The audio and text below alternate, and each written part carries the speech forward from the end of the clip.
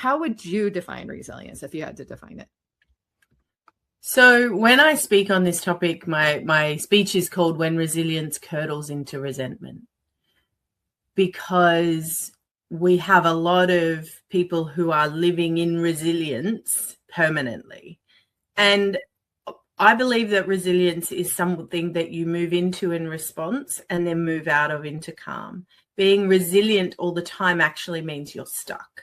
You're stuck in a life and in an environment that actually isn't set up for who you should be and how you should be operating, because you should have moments of calm. You should be able to sit in that space of not being on all the time.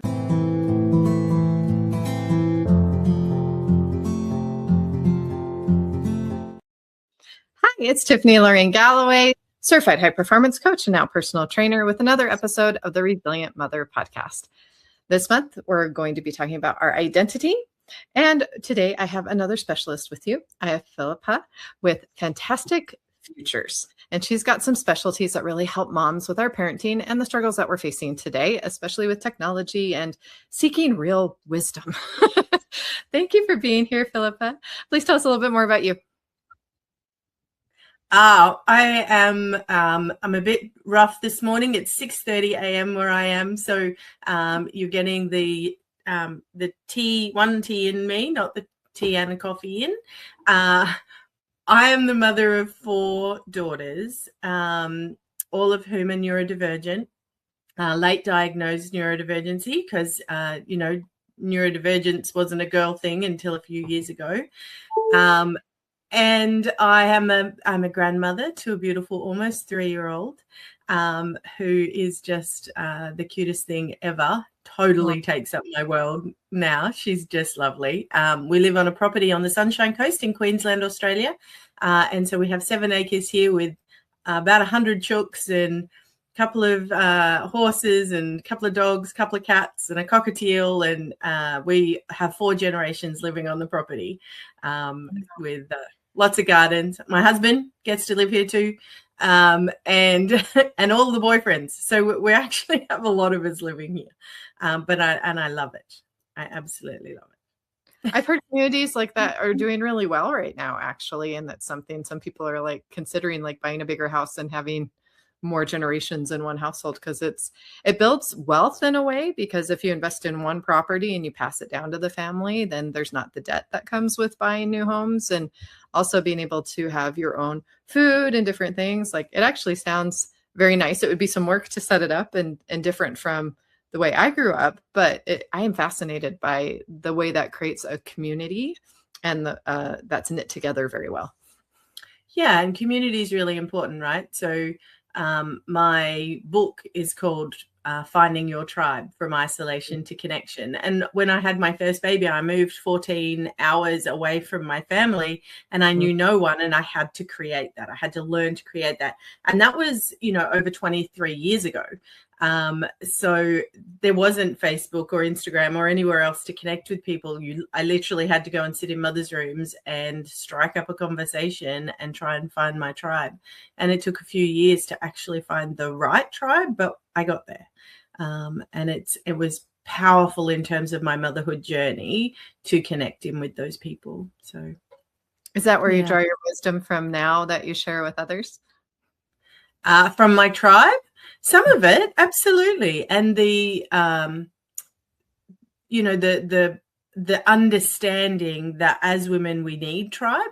There is one of the things that feminism did that did a disservice, particularly to mothers, was to take us from that innate integration into community, and they put us into the work world, and we lost the camaraderie. And when the changes happen in matrescence in our brain, part of it is actually a wiring to connect. It's a wiring to be with other mothers. And I felt that very keenly. I didn't actually like women very much before having a baby. I was always, at high school, I was always the new kid. So I just, boys are much easier at that stuff. They're more accepting. So my mates I'd have one good girlfriend, and then, the boys were just easier.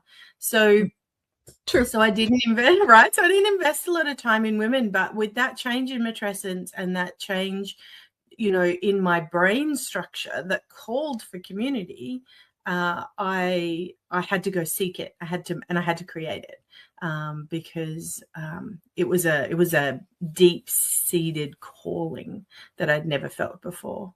And some of my wisdom comes from a lot of years of hard labor and burnout. I burn out several times, and a journey of discovery and healing. Yeah. That's kind of where things started for me too. Like, everyone talks about this like rock bottom moment where like, okay, something has got to change. I cannot keep going this way anymore. And before we got on backstage, we were talking about resilience and the definition of it. And we're really in alignment here with the idea. Resilience to me has been this idea of just learning how to bounce back faster from life, but being stronger and wiser for it and better for it. Because to me, it's like a refining process. It's just taking away what's not needed and bringing in what is. Like if you're refining gold, or if you think about the pressure on a diamond, like all of those symbolic things, or the phoenix that has to be put to ashes to rise again. Those are kind of all the symbolic things, or the butterfly that has to break out of the cocoon. Like those are all the visuals that I always think about when I think about resilience. And burnout is definitely not the idea here. The last thing we want is to be the burnout mother. No, it's the resilient mother. We want to give her wings to fly.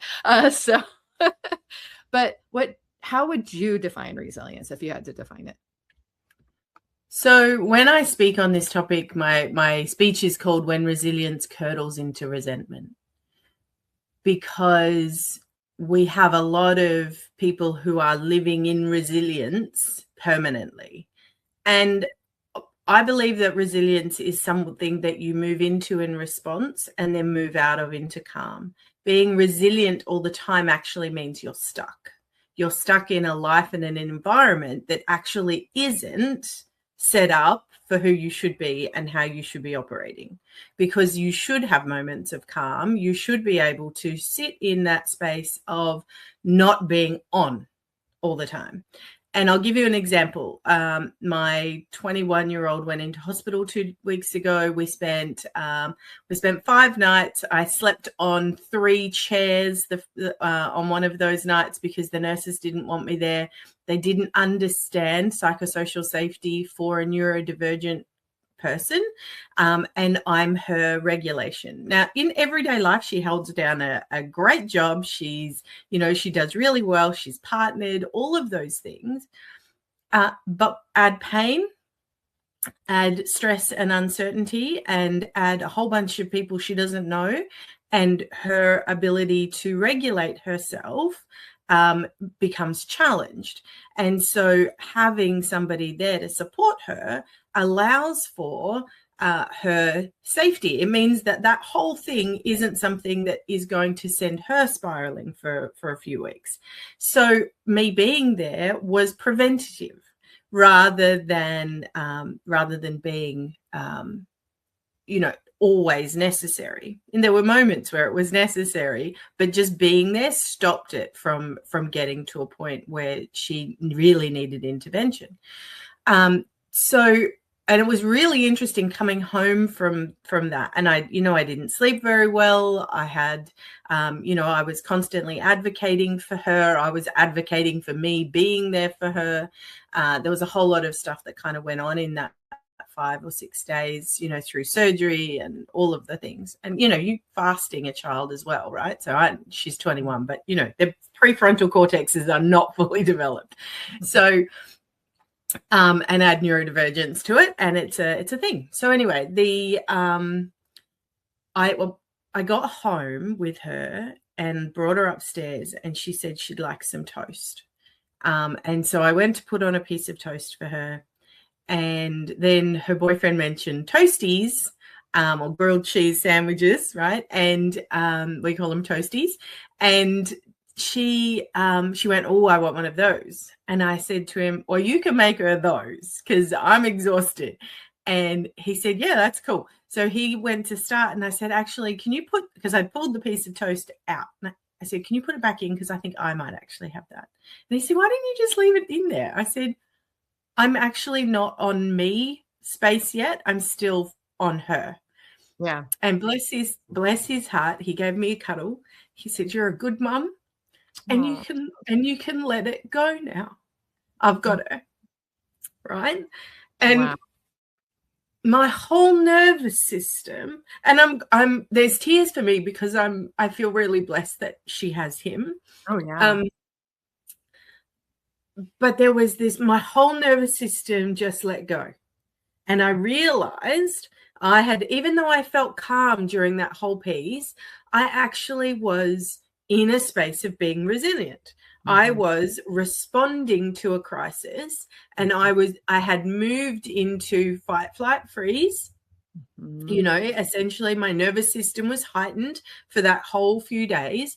And I went to visit my eldest daughter and my grandbaby who live across the driveway. And the same thing kind of happened there, as I needed to express some tears and let my nervous system shift.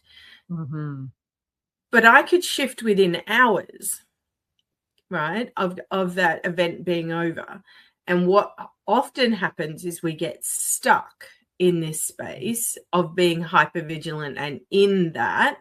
And that's where I had been up until then. So when when you don't know you're raising neurodivergence, but you are, and all of a sudden you get a diagnosis that it's like, oh, yeah, I'm not messing this up. This isn't because I'm doing the wrong thing. This is stuff I didn't know about and I wasn't prepared for. oh absolutely. And right, so my whole nervous system at that point went, all right, that's it, we're done.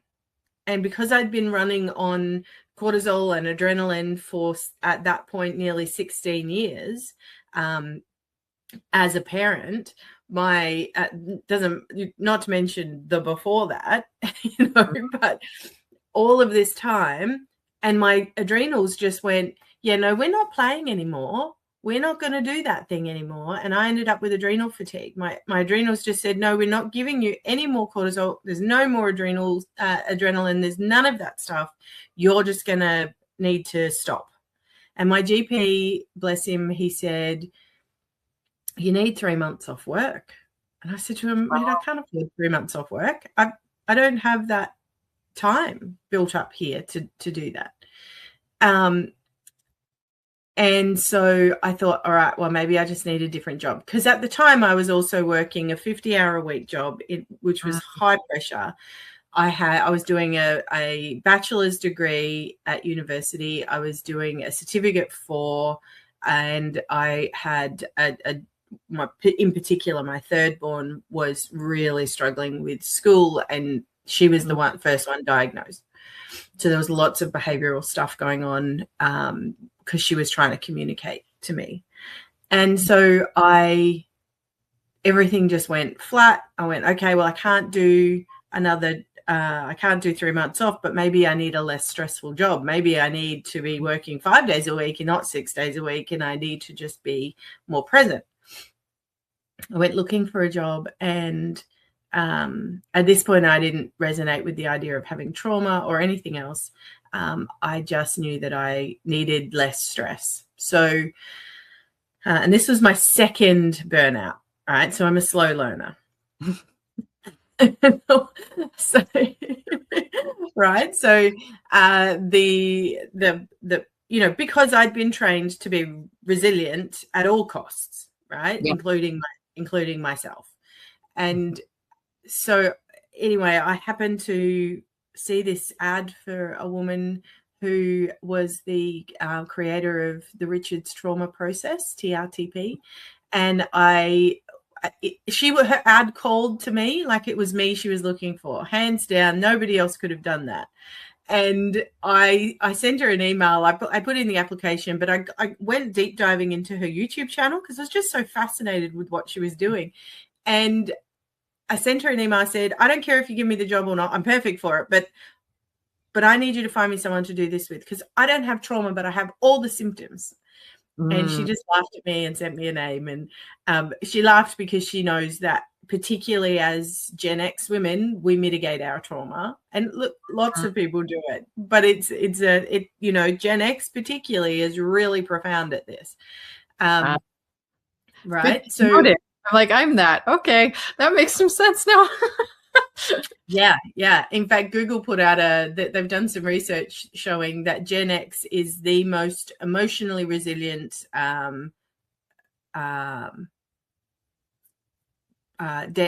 generation, and not because we were trained well, but because we were literally neglected. Right. So yeah. This is why resilience has to be understood really well, because if we think about resilience as pushing through everything all the time and never having a reset and never doing the work for ourselves, never healing, then we get to perimenopause and we burn our life down, right? Because we're just done, and perimenopause is, it's relatively new in the ecosystem of womanhood, right? It's not something that other generations really experienced, but they don't do resilience the way we do, Nope. So anyway, she found me somebody. I did TRTP, and 15 days later, my whole nervous system reset. I was calm for the first time in decades, and it changed everything. It's like cleaning the kitchen. If you want to go in and bake a cake and the kitchen's got dishes up to, up the wazoo, and there's mess all over the bed. You don't want to make a cake for starters, but it's a harder process, right? It all takes longer and it's not as easy. And so think about cleaning the kitchen like TRTP and doing that work, resetting your nervous system to baseline. And then your personal development after that is making the cake. So when I did that TRTP, all of a sudden everything changed. And I went to work for Judith, and I ran her business for a couple of years, but I was only there 2 days before I said to her, "Oh, Jude, I have to learn how to do this." And she said, and I won't use her words because she has a real potty mouth, but she said, "Absolutely you do. And you need to take this to mothers." And so I did, and I've been doing that for a few years now, 5 years officially, I think.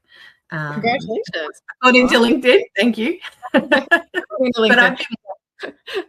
But I've been working with mothers for 23 years. I've been a birth doula. I've been teaching mothercraft skills. So I've been doing all of that work for a long time. But again, I was doing a lot of giving, and because my mother's love language is acts of service, I had fallen into the trap that to be of value, I needed to be doing. And so my identity was that I was the person you give the stuff to make it happen. And I had to shift that identity, because that identity was causing me to burn out. It was causing me to not be present in my relationships. It was meaning that I was on the edge of exhaustion all the time. And so understanding where that came from, meant that I could then, choose differently. And so once I connected those dots, Judith teaches a process called embodied declarations. And so my declaration was, I choose to know. My value comes from being, not from doing. And that shifted things for me. That's powerful. I really like that, because it is, as someone who can relate to like being valued for what I could do as the oldest child in the family, being valued for what I could do to make my parents look good because they're narcissists, to be like, do. The more I could do, the more I could accomplish. But also kind of this, like, they thought they taught me how to do things and they didn't teach me. They would just be like, go do this. And I would have to figure it out. Then that was this hypervigilance of like having to learn quickly and figure it out, because they weren't helping me. I remember like a conversation with my dad of like, I taught you how to change the oil. And I'm like, no, you didn't. I almost blew up my first car because I didn't know you changed the oil, like, kind of thing. And it's like, it's funny, that neglect piece that you're talking about too. It's like there's a whole generation. Well, that's interesting, because I hadn't thought about it that way. I'd finally learned kind of my own situation, what it was, and it took years to recognize that wasn't normal, that wasn't okay. But the idea that it affected a whole generation, it just makes me love this work of this podcast more, and bringing guests on like you, because if we can change that narrative, if we can have this awareness that we can reset our nervous systems, if we can know these tools and these strategies, we can affect the next generation for the better. And that's the idea. Yeah. And well, that's why my business is called Fantastic Futures, right? Because it's about having a fantastic future, not just for us, but for our children and the generation after and the generation after that, you know, and how we show up really does impact the next generation. And it's not in how we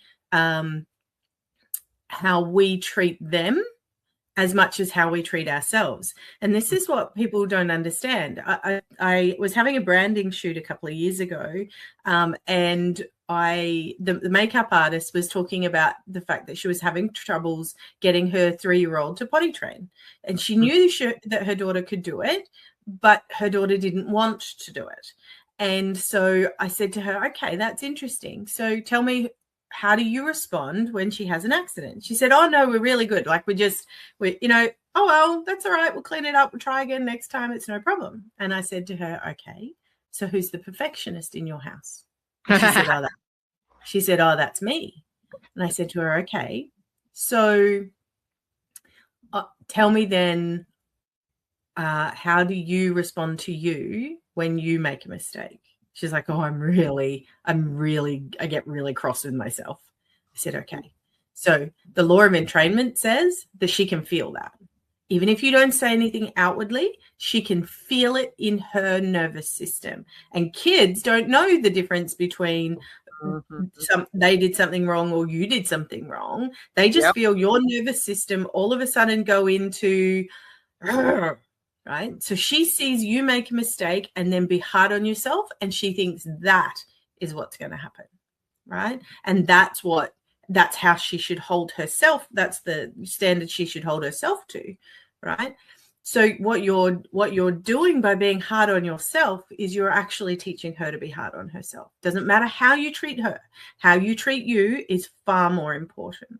Oh, absolutely. Yeah. And I wish I'd understood that better going into divorce, especially because the kids are collateral damage no matter what's going on. And I think I held that resilience phase for far too long. And I do like the idea that there's the calm and the resilience too. Like you can't be in it all the time. It's true. You can't.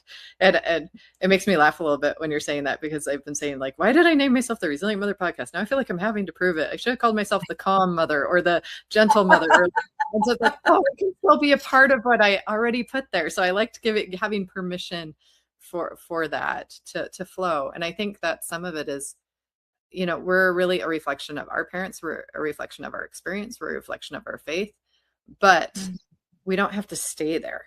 Like in any present moment, we can decide to create change in a positive direction. And often it starts at home, where it's not this big thing we got to go do. It's not some huge act or award or certificate or business or anything like that. I love how Mother Teresa puts it best. You want to change the world, start at home. And because of the work that she did with children in particular, she was never a mother herself, but she got that name because she worked with the poor. She worked with those that had nothing, children that were left without any love in their life, and could really see the power of one loving parent, one loving person investing in another person. And I love the example that you gave earlier of someone recognizing that for you and saying, you can let go. I've got this now. Like we all want those kind of people in our life. And then we would, you know, do the same for them. And I think people are too afraid to give at that level today. We've lost this like intimacy of being close enough to even know if someone's okay or not in a lot of ways. And with technology going the direction that it's going, we really need to be careful, because when we were talking backstage coming on earlier, people are making relationships with AI. Instead of going to someone who's a live person, who has wisdom, who knows how to calm the nervous system, is not just spatting out facts that are found on the internet. I think AI has its place, but it's never going to replace that need for human connection. And we've learned that on the baseline at home. And that's why it's so important to support mothers, because that is what will create the right catalyst for change and also help us navigate these changes that we're experiencing. Yeah, absolutely. And you're right. I'm a global ambassador for the Backyard Peace Project, which is a global effort for people to be able to work on their own backyard first, to have have access to coaches and to, you know, therapists who work in particular spaces. So I hold the parenting space, but there's all these other people talking into finance and into all sorts of different things, right? So grief and so on. But it is really about looking at ourselves first. But it's not just us and our kids, right? It's us first. If, you know, I had a mum reach out yesterday. She said, I want to explore your therapy for my son. And I said, well, how old's your son? She said, 15. I said, okay, but we do you first. You cannot create a safe and supportive environment if you don't understand what's happening and if your nervous system's not safe. I have a little product called the 5-Minute Miracle, and it's a 5-minute miracle. It takes, the whole thing's like 20 minutes, but to enact it takes seconds actually. But what it teaches about is the law of entrainment, and a lot of people aren't aware of the law of entrainment. So the law of entrainment is a universal law of physics. It says that that energies want to harmonize or vibe together, right? So in 1655, they put a whole bunch of grandfather clocks in a room together, pendulums swinging at different times, came back 24 hours later, and all the pendulums were swinging in unison. Oh, wow. So, yeah. So if you've got a room full of guitars and you pick a G string on one, all the others will resonate, right? And it's this idea of resonance, this idea that we sync up to each other. And if you live in a house full of girls like I do, cycles tend to sync. There are all sorts of ways that this puts itself forward. And anyone with a 2-year-old who's lost their stuff over the green cup instead of the blue cup that's now got milk in it and they want juice in it and all that, and they come in and you were perfectly fine. You were just doing the dishes and it was all good. And all of a sudden they come in and they're losing it, and you start losing it because their energy is so heightened, right? Yeah. Their heightened energy impacts you because you're not in a safe, strong space. You're not in a space of dropped energy.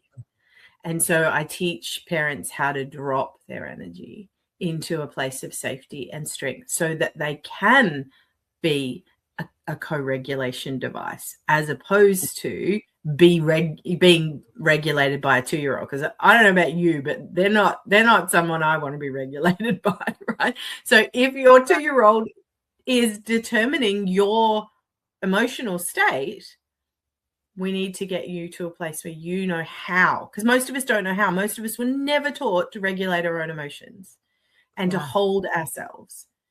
And yeah. During COVID, I think I learned that the most, because that was all I had control of. And it was interesting because I'd had mental health issues kind of before with depression, different things, and some anxiety. I now know I have chronic PTSD from the neglect, really would be the best way to put it, that led to abuse and other things that are just a part of my story that I've had to learn and overcome.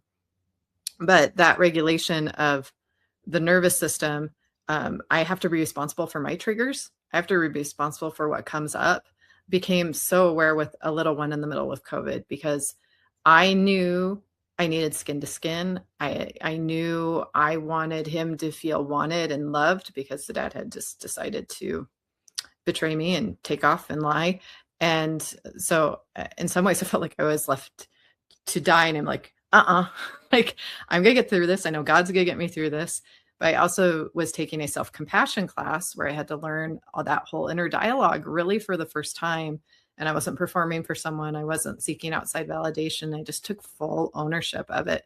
And I did really well with it for probably 2 or 3 years until I started to not see the outcomes that I wanted. Like, I put in all this work to do this inner work, but I'm not getting the outcomes that I want.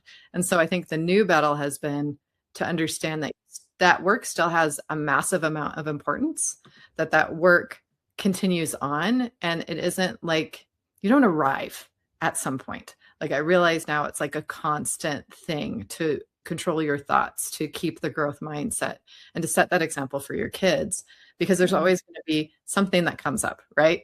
There's always going to be some struggle, and it may be unique to you. It may not be. Like, I actually love 2-year-olds. Like, I feel like I didn't have terrible 2s. I had terrible 3s. When they started saying no and they could talk back was more when I like started having like a little bit of issues. But the idea that whatever emotion I was holding, I found so true to be true, that if like my baby was crying and really having a hard time, but I was like, I am calm. I am the safe space. I am calm. Like, it always was easier. But if I got into the I'm tired, I'm too tired, it would just spiral, just like our thoughts do. And I don't think enough people realize that children, that is all they have. Like, they don't have language yet. They have touch with you and they have emotions.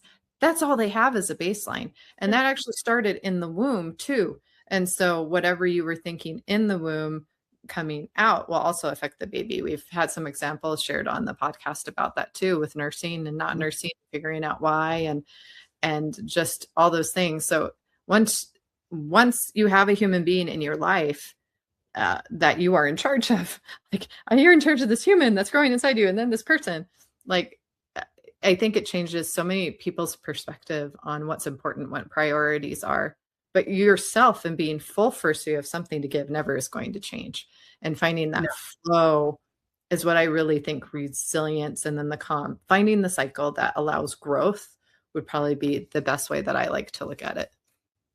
Yeah. And it's why I like TRTP so much, is because actually it turns off your triggers. I know when you've done a lot of work, people are like, how's that possible? I've been doing work on myself for decades and I've still got triggers. Yeah, but TRTP is different, and it actually turns off those triggers. So you're not actually having to manage yourself anywhere near the same way. I did some work with a beautiful woman yesterday who she's really in the thick of it. She's got 4 kids, similar ages to mine, and she's totally burnt out, about to lose her marriage, like just and every time she spoke about anything in her life, some of these bigger, she just was tears, instant tears. She was just on edge. We finished her second session yesterday, and I always ask at the end, how is that on a scale of 0 to 10, 0 being nothing, no emotional charge, 10 being highly distressing. And we only do 3. We do 3 scenes, 3 big traumas. And she went, I don't feel anything. There's not even any sadness. That's sad. And right, it's phenomenal. 15 days, right? Like, that's all it takes for this process to completely reset your nervous system and turn off your triggers, so you're not constantly fighting them. And her, like, she'd been abandoned at 2 by her mum, you know, and then, you know, and there'd been abandonment and abuse consistently. And she was about to, or she felt like she was about to be abandoned by her husband, because she was just, she wasn't good, you know. So many things, but she just was, and you could see it in her body. And how we show up for ourselves in those moments depends on how we view ourselves. And when we view ourselves as worthy, and when we view ourselves as important, and the very first tears I got from her in the first session was the moment I asked her to choose to know she matters.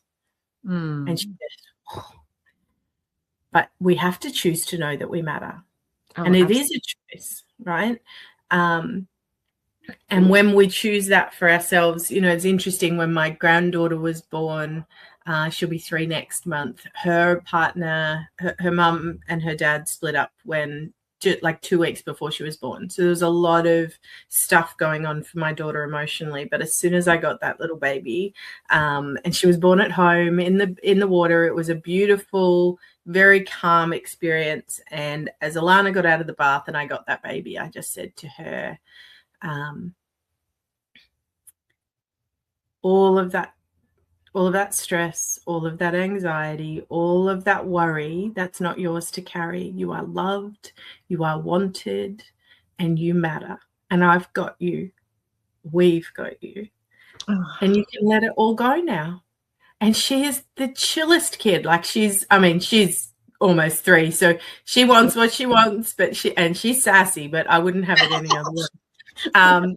but she's phenomenal, but she was always really calm, and I taught her mum how to just be really, and obviously she, she has those moments of not being calm because she's a single mum. Yeah. And it's a lot, even with me, right? Even with me right there, it's a lot. But then I can step in and I can go, okay, I'll take her for a while. I've got you. It's okay. It's good.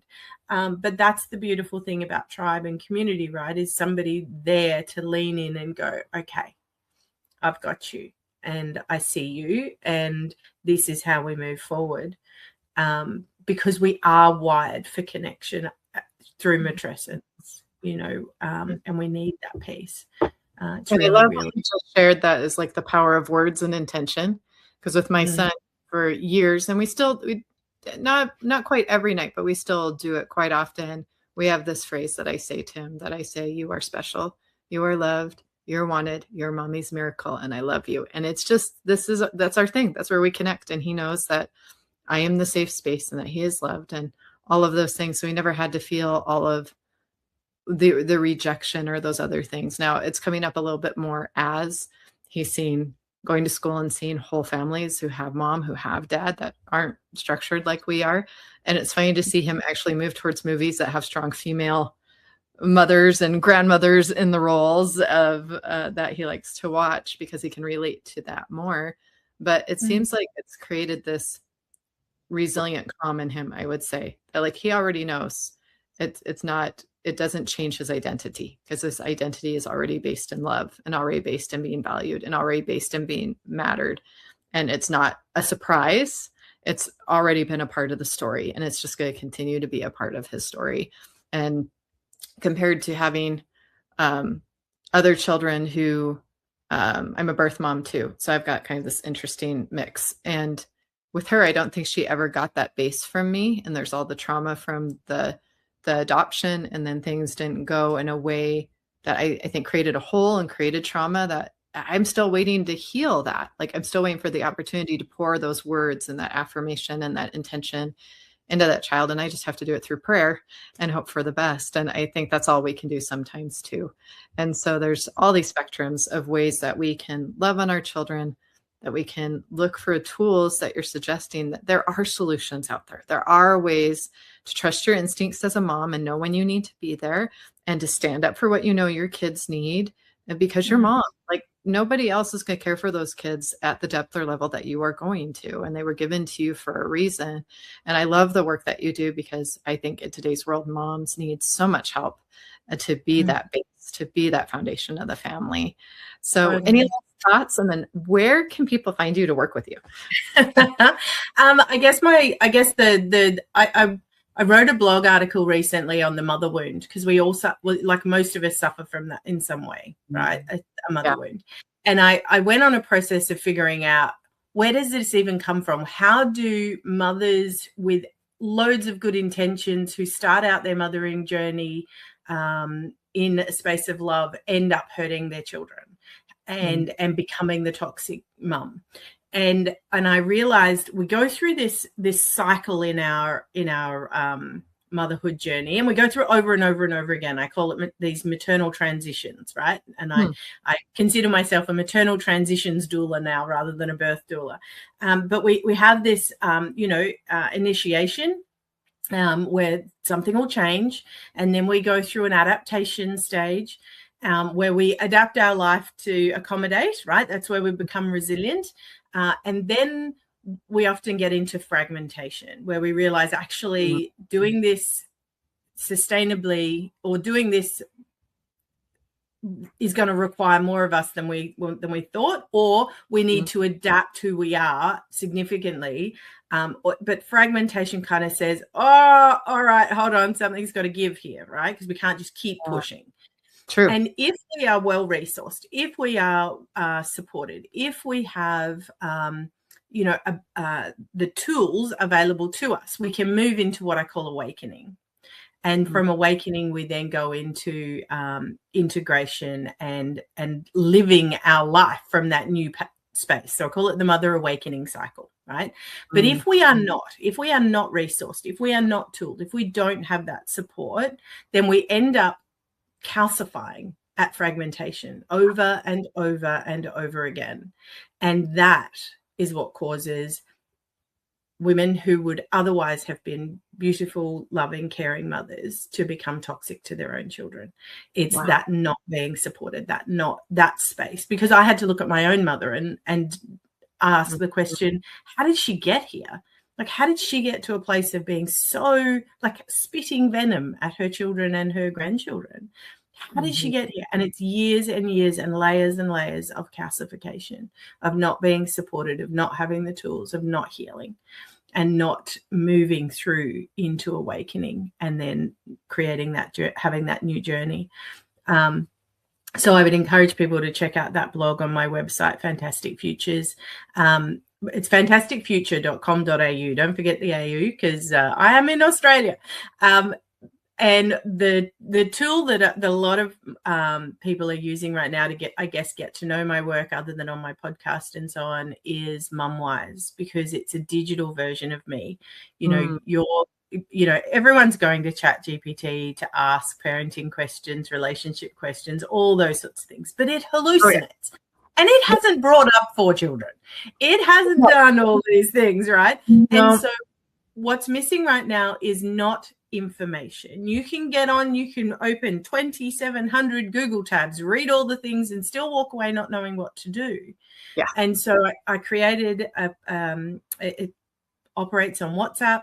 The website's mumwise.com.au, and you can sign up for free. You've got 14 days to check it out before, and it's $9 Australian a month, which is about $5 for you guys, right? So it's not very much at all.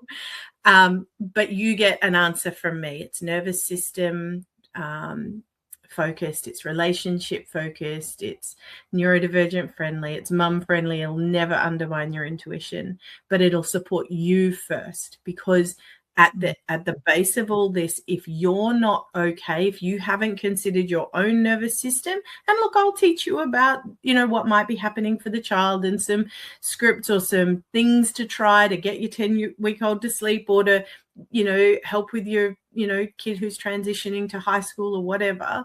All of those things will be there, but it'll seek and see you first. And then give you some tools after that, so that you're regulated and someone sees you, because that doesn't happen very often in the real world, where somebody says, "Oh, I see you. I've got you. Let's step this." And I feel like the world's screaming for that. Like, we're all just screaming to be seen and to be heard, but we're asking for it in the wrong ways or seeking it from the wrong sources. So I fully iterate that. And I feel like we could all have a whole nother conversation on relationships with moms from what you just said too. There comes my little guy. So I always know he's about 30 minutes, 40 minutes. He always is coming in. So it's about time to wrap up. So thank you for being here. Thank you, listeners. Please feel free to listen to this again. I know I'm going to go back and listen to it a few times. Oh, yep, there he is. We'll see you on another episode of the Resilient Mother Podcast. 6, 7, 6, 7.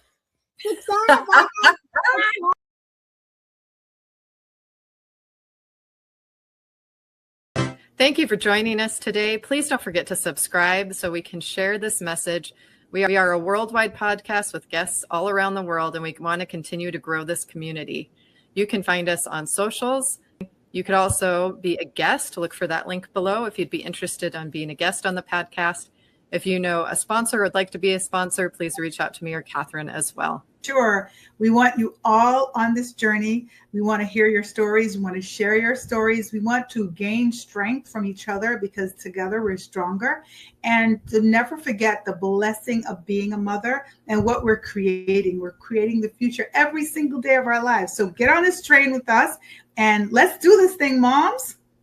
I believe in you. Believe in yourself. God bless. And we'll see you around. Take care.